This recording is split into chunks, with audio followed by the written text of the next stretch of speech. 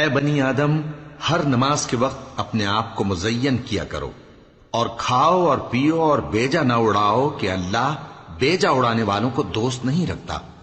پوچھو تو کہ جو زینت و آرائش اور کھانے پینے کی پاکیزہ چیزیں اللہ نے اپنے بندوں کے لیے پیدا کی ہیں، ان کو حرام کس نے کیا ہے؟ کہہ دو کہ یہ چیزیں دنیا کی زندگی میں بھی ایمان والوں کے لیے ہیں اور قیامت کے دن صرف انہی کا حصہ ہوں گی۔ اسی طرح اللہ اپنی آیتیں سمجھنے والوں کے لیے کھول کھول کر بیان فرماتا ہے۔